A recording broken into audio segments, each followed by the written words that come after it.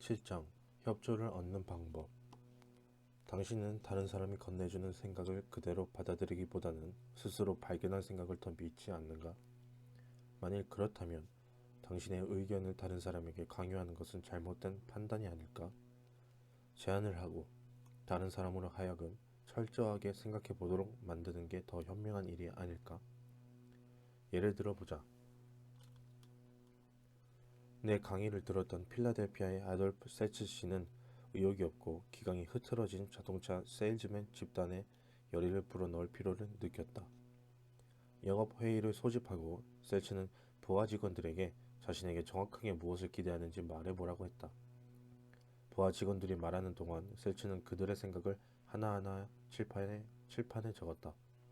그런 다음 셀츠는 말했다. 여러분들이 제게 기대하는 것을 모두 해드리겠습니다. 이제는 제가 여러분께 기대할 권리가 있다고 생각하는 점들을 말씀해 주세요. 빠른 대답이 이어졌다.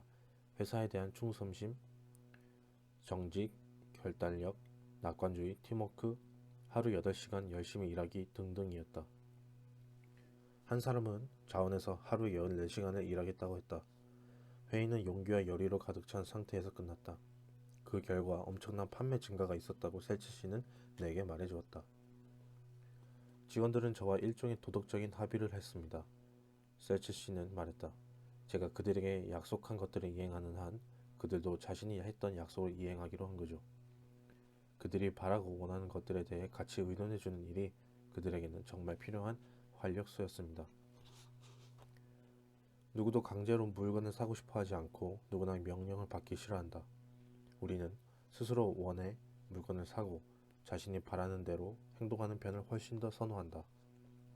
그리고 우리의 욕망, 욕구, 생각에 대해 다른 사람과 의논하는 것도 좋아한다. 유진 웨슨의 예를 들어보자. 웨슨은 인간관계 원리를 배우기 전에는 자신이 받을 수도 있었던 수천 달러의 수수료를 날렸던 사람이다. 웨슨 씨는 의류 스타일리스트와 직물 제조사들을 위한 디자인을 만드는 스튜디오에 스케치를 팔았다. 웨슨 씨는 3년에 걸쳐 매주 한 번 이상 뉴욕 최고 스타일리스트 중 한 명을 찾아갔다. 제가 만나겠다고 하면 한 번도 거절하지 않았습니다. 웨슨 씨는 말했다. 하지만 한 번도 구매를 하지 않으셨어요. 매번 세심하게 제 스케치를 들여다보시곤 이렇게 말씀하셨죠. 아닙니다, 웨슨 씨. 이번에는 같이 갈 수 없을 것 같습니다.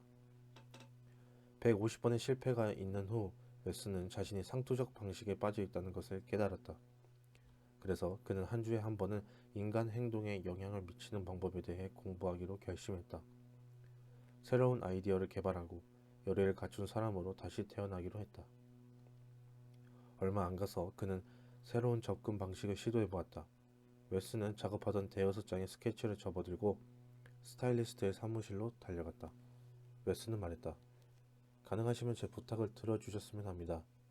이 그림들이 당신에게 쓸모 있으려면 어떻게 마무리해야 할지 알려주시겠어요? 스타일리스트는 한마디도 않고 한참 동안 스케치들을 보았다. 그리고 말했다. 여기 두고 가세요, 웨슨 씨.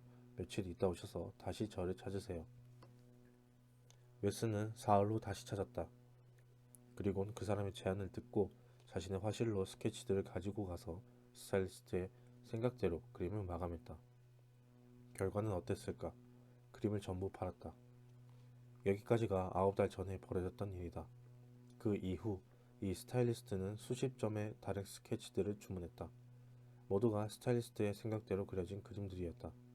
결과적으로 웨스는 수수료로 1,600달러 이상을 받았다. 웨스는 말했다. 이제는 왜 제가 이 구매자에게 그림을 팔지 못했는지 알고 있습니다. 제가 그분이 사야 한다고 생각하는 그림을 그분께 밀어붙이고 있었던 셈입니다. 지금은 정반대의 방법을 사용합니다. 저는 그분께 그분의 생각을 말해달라고 합니다. 그분은 이제 자신이 디자인을 창조하고 있다고 생각합니다. 그렇기도 하죠. 저는 이젠 그분께 그림을 팔 필요가 없습니다. 그분이 그냥 사시는 거죠. 뉴욕 주지사 재임 중 시어도어 루즈벨트는 대단한 일을 해냈다.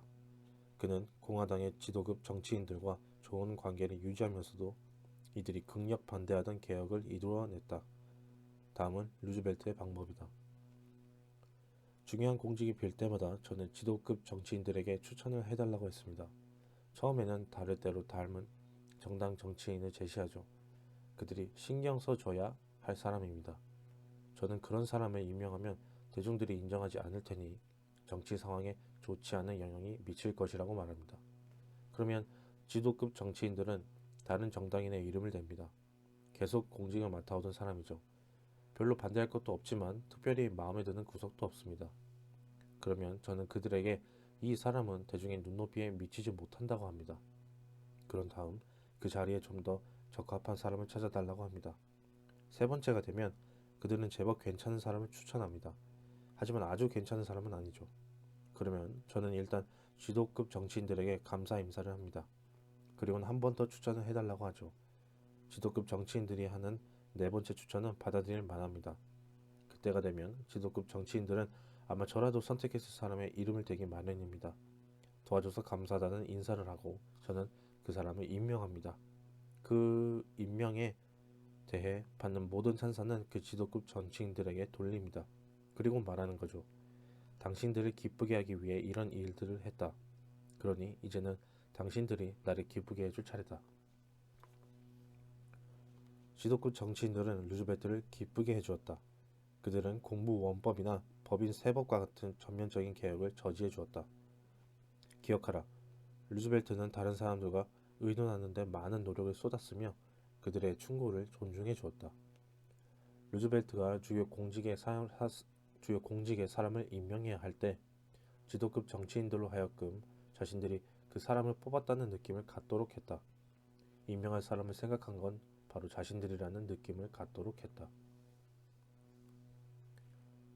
롱아일랜드에 있는 한 자동차 딜러는 같은 방법을 이용해서 한 구두쇠 스코틀랜드인과 그의 아내에게 중고차를 팔 수 있었다.